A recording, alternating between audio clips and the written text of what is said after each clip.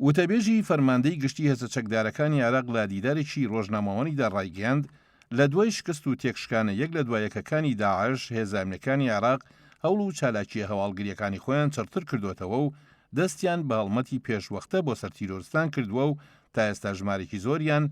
لە ئەندام و گەورە تیرۆرستانی داعش دەستگیر کردووە جگە لە دەستگیرکردنی ژمارێکی تری تیرۆرستان کە خەرجی کردەوە تیرۆریستیەکان و داهاتیان بۆ ئەو گروپە دابی نەکرد بە تایبەتیش لەو ناوچانەی کە لەژێر کۆنتڕۆڵی چەتەکانی داعشدا بوون. وتیشی یەکێک لە دیارترین گەورە تیرۆرستانی داعش کە لە 16 کانونی دووەمی ئەم ساڵدا لەلایەن هێزە ئەمنیەکانەوە دەستگیر کراوە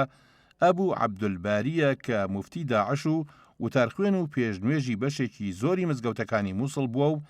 بە وتارە شەڕەنگێزی و دژایەتیکردنەکانی بۆ هێزە ئەمنیەکان ناسراوە و یەکێک بووە لە سەرکردەکانی پێشەوەی چەتەکانی داعش و لێپرسراوی دەرکردنی فتواکان بووە بۆ لە سێدارەدانی ژمارەیەک لەو زانە ئاینیانەی کە ئامادە نەبوون پشتیوانی لە گروپە تیرۆریستیەکان بکەن و هەر بە فتوای ئەویش مزگەوتی ئەبیونس لە مووسڵ تەقێنراوەتەوە. وتەبێژە سەربازەکەی فەرماندەی گشتی هێزە چەکدارەکانی عێراق ئاماژەی بەوەش کردووە کە ناوبەناو هێزە ئەمنیەکانی عێراق چالاکی و ئۆپەراسیۆنی فراوانیان ئەنجام داوە لەوانەش ئۆپەراسیۆنەکانی ئیرادەی سەرکەوتن کە بە 8 قۆناغ بەڕێوە چوو هەروەها ئۆپەراسیۆنەکانی پاڵەوانانی عێراق و شێرەکانی جەزیرە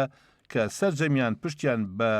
زانیاری هەواڵگریەکان و هەڵسەنگاندنەکانی فەرماندەی ئەمنیەکان بۆ دۆخی گشتی ناوچە دیاریکراوەکان بەستە بوو. سەبارەت بە توانەکانی داعش بۆ درێژکردنەوەی دەسەڵاتەکانی لە ناوچە جیاجیەکاندا یەحیا ڕەسوول تەئکیدی کردەوە کە چیتر داعش لە عێراقدا جێگای نابێتەوە و لە ئێستادا هیچ ناوچەیەکی عێراق لە ژێر کۆنتڕۆڵی ئەو گروپە تیرۆریستیەدا نەماوە و هێزە ئەمنیەکانیش بەردەوام هەڵمەتی پێشوەختە بۆ هەڵکوتانە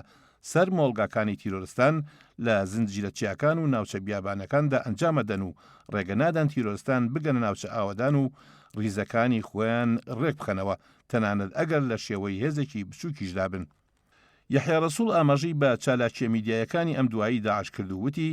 داعش دەیەوێت لە ڕێگەی بڵاوکردنەوەی چەند گرتە ڤیدیۆیەکی کۆنی کردەوەی ڕفاندن و لە سێدارەدانی کەسانی بێتاوانەوە شکستەکانی خۆی بشارێتەوە و لە بەرامبەریشدا هێزە ئەمنیەکانی عێراق بەردەوامن لە چالاکیە هەواڵگریەکانی خۆیان بۆ لەناوبردنی پاشماوەکانی ئەو گروپە تیرۆریستیە. هەروەها سەبارەت بە بەشدارکردنی هێزەکانی حەشدی شەعبیش لە چالاکیە سەربازیەکاندا یەحیا ڕەسوول تەئکیدی کردەوە کە حەشدی شەعبی بەشێکە لە سیستمی سەربازی عێراق و شان بەشانی یەکە سەربازی و ئەمنیەکانی تر چالاکیەکانی خۆیان دژی تیرۆریستانی داعش ئەنجام داوە و ڕاشی گەیاند تەنها فەرماندەیەکانی ئۆپەراسیۆنە هاوبەشەکان سەرپەرشتی سەرجەم هێزە ئەمنیەکان دەکەن جا ئەو هێزانە حەشدی شەعبی بن